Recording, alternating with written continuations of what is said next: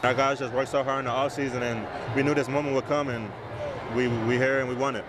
The University of Virginia men's basketball team is returning to Charlottesville today as national champions. After pulling off that thrilling overtime victory in the NCAA tournament, we have highlights and details on how you can welcome the Hoos home later today.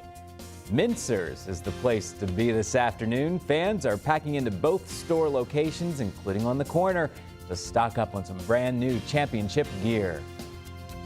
Live in high definition from the area's most experienced news team, this is NBC 29 HD News at Noon. After that thrilling game between the University of Virginia and Texas Tech last night, Cavalier fans are coming back to Charlottesville. Hundreds of fans flew out on chartered flights to Minneapolis to watch the Hoos win their first NCAA championship title. They are expected to arrive back home at Charlottesville-Albemarle Airport throughout the day. That's where we find NBC 29's Lowell Rose live with our top story at noon. Good afternoon, Lowell. An exciting day, that's for sure. Lowell Rose starting us off live at Charlottesville-Albemarle Airport this afternoon. Thank you, Lowell. University of Virginia men's basketball fans are getting all their championship gear. It is flying off shelves at Mintzer's on the corner. Dozens of fans lined up in front of the store before it even opened at 7:30 this morning to get their hands on all that championship gear after the team's big win against Texas Tech last night. After the final buzzer, store employees say they worked overnight getting those shirts ready. We will hear from some of the first fans to get their hands on that new merchandise coming up in our next half hour. The Hoos made history by defeating Texas Tech in that exciting overtime performance to bring home their first championship title in program history. NBC 29's Marty Hutloff has reaction from the team in Minneapolis. Of course, after all that celebrating, you have the big cleanup, and cleanup crews in Charlottesville worked into the early morning hours to clear trash and debris from last night's victory celebrations. Boylan Heights, Christian's Pizza, and the White Spot on the corner all had staff working up to close up the shops at 4:30 this morning. Yeah, they're closing at 4:30 this morning. Christian's and the White Spot even had a few customers still inside. Charlottesville street cleaners and public works crews were also busy removing all that trash from the street. While the corner was a mess last night, it is close as it can be to being as clean as it was before the big game. Check out the scene last night on the UVA corner. Those fans inside the bars streamed out into the streets after the final buzzer. They flooded those streets to celebrate the big win. They chanted, sang songs, threw some beers, and climbed poles, like right there, to celebrate their newly crowned City of Champions. There was not an empty seat at the John Paul Jones Arena last night. Thousands of fans packed in there for the university's official watch party that cheer on the Hoos and watch the game on the Jumbotron. Doors opened at 8 o'clock and seats filled up in less than an hour. Students, parents, and people who live in the area say gathering at the home court of the Hoos to watch the historic game was a once-in-a-lifetime experience. Fans also crowded Charlottesville's downtown mall to celebrate UVA's big win. People cheered, smiled, a whole lot of hugs going on there. Also, you had to take some selfies to remember the special night. Some fans we talked to traveled in from out of state to be a part of the excitement in Charlottesville. Many of the bars and restaurants on the downtown mall even stayed open late for a Monday night so that people could keep those celebrations going. The university will honor the championship team with a celebration Saturday afternoon at Scott Stadium. Gates open at 12:30 with the event expected to get underway at 2 o'clock. Parking in the lots surrounding Scott Stadium is free. It's on a first-come, first-served basis. Admission is also free, but the university wants to remind fans about its clear bag policy. Concession stands on the west side of Scott Stadium will be open, and they will have plenty of championship merchandise for sale. Congrats to the Hoos. After months of searching, Charlottesville has a new city manager. Teron Richardson comes to Charlottesville from DeSoto, Texas, where he's been city manager since 2011. Richardson previously worked with the city of Richmond and has a PhD in public policy from Virginia Commonwealth University. He will begin his duties in Charlottesville May 12th. Charlottesville's real estate tax rate will stay the same next fiscal year. City Council unanimously approved the $188 million budget in a special meeting Monday. The real estate tax rate will remain at 95 cents for every $100 of assessed value. Earlier this year, Council considered raising the rate by 1%. Council also approved a relief package to help offset an increase in property assessments this year. Council is hopeful it can develop a housing strategy to be more progressive on taxing so people are not forced to move out of the city. The Virginia Department of Transportation is remembering its workers killed on the job. VDOT held its annual vigil Monday to honor those killed and injured in work zone crashes. They held a moment of silence for the lives lost and also reiterated why it's so important to drive safely, especially while traveling through a work zone. The annual vigil is typically held outside at the memorial on Interstate 64, but officials moved it indoors this year due to the threat of some severe weather. The water quality of the Rivanna River seems to be improving. A new report from the Rivanna Conservation Alliance shows lower levels of bacteria compared to last year. The Alliance tests samples of the water monthly during the off months and also weekly during the summer. Members say high levels of harmful bacteria are usually found after heavy rainfall and warmer temperatures. The group tested water at Riverview and Dardental parks over the weekend. Results show levels of bacteria were well below the state's recreational standards. For a full list of the conservation's data, you can visit our website, NBC29.com. The annual Tom Tom Festival is underway right now in Charlottesville. 5 events are planned for today, including the Youth Innovation Conference and UVA Race and Place walking tour.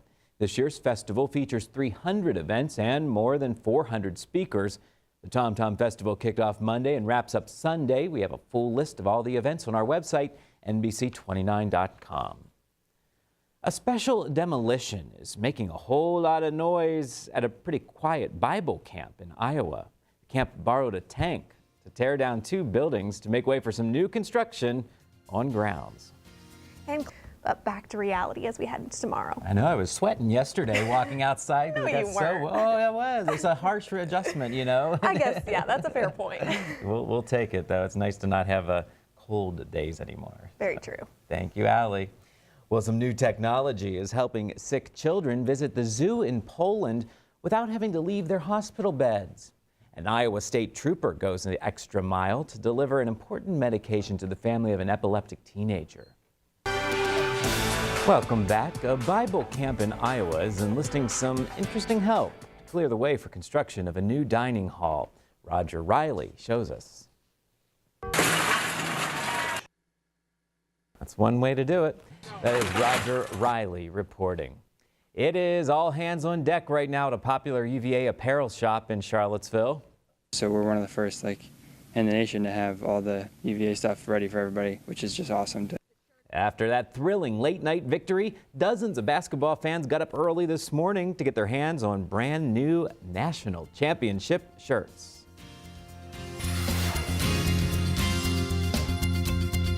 A national championship win for the Hoos means big business for University of Virginia merchandise shops. Mincers on the UVA corner opened early this morning, so dozens of fans could be the first inside to get their hands on that championship gear.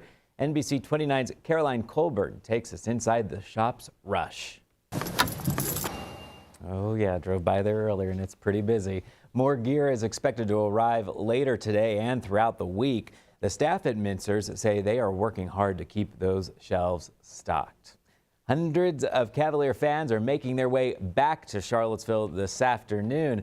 On Friday, 3 charter flights took those fans to Minneapolis for the last 2 rounds of the NCAA championships. This is a live look right now at the runway there at the Charlottesville Albemarle Airport as we await more of those fans to return.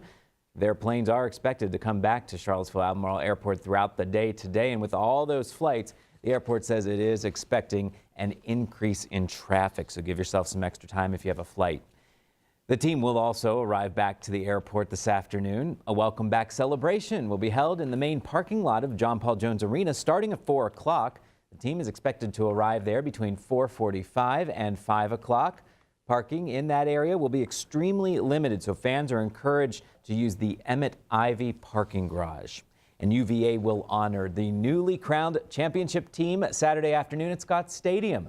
Gates open for that at 12:30. The event is expected to get underway at 2 o'clock.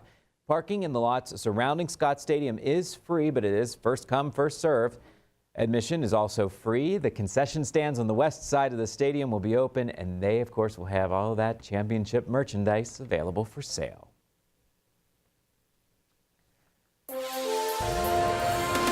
On the Health Connection this afternoon, robotic technology is giving sick kids in Poland a chance to visit the zoo without leaving their hospital beds.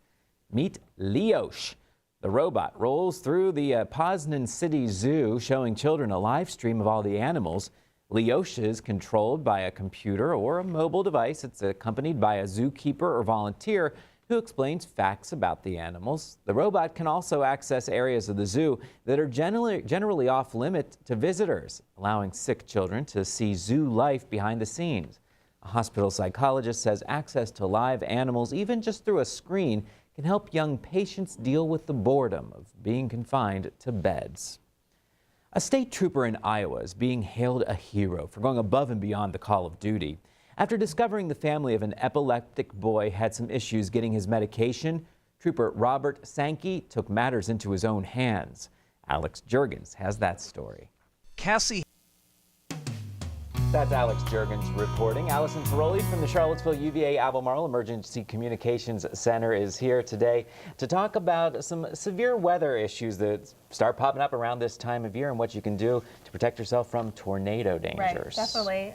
So as we do get into this really busy time for tornadoes around here, what can you and your family do to make sure you have that plan and know, okay, we see a tornado warning, here's what we need to do? Right. Do you find that a lot of people just don't know those differences and they sort of ignore it? They see it pop up on their phone, there's a tornado warning, and they think, what's that mean for me? Yeah, I think. Excellent. Allison Ferroli, Right. as always, we appreciate your time. Get some rest after a busy night last night. Thank you. We will be right back. Right now, representatives from Facebook and Google are answering questions about how their sites are used by white supremacists. This is a live look at the hearing that was held by the Judiciary Committee in the House. An 8-person panel includes civil rights groups and also the conservative group Turning Point USA. This hearing comes just weeks after dozens of people died in terror attacks at 2 mosques in New Zealand. That attack was streamed live on Facebook. Google has been criticized for its role in spreading hateful ideologies. YouTube, which is owned by Google, has also been slammed for hosting similar events. Twitter is changing the number of accounts you can follow each day. It's in an effort to combat spam and bot accounts. The social media site says accounts will now be limited to 400 follows per day. Previously, Twitter allowed up to 1,000 followers in a single day.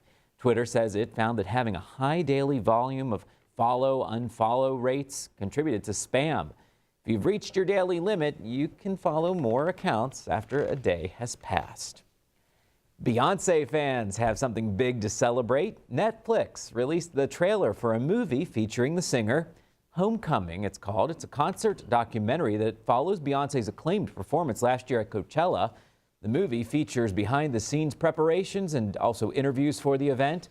Homecoming will be released on Netflix April 17th.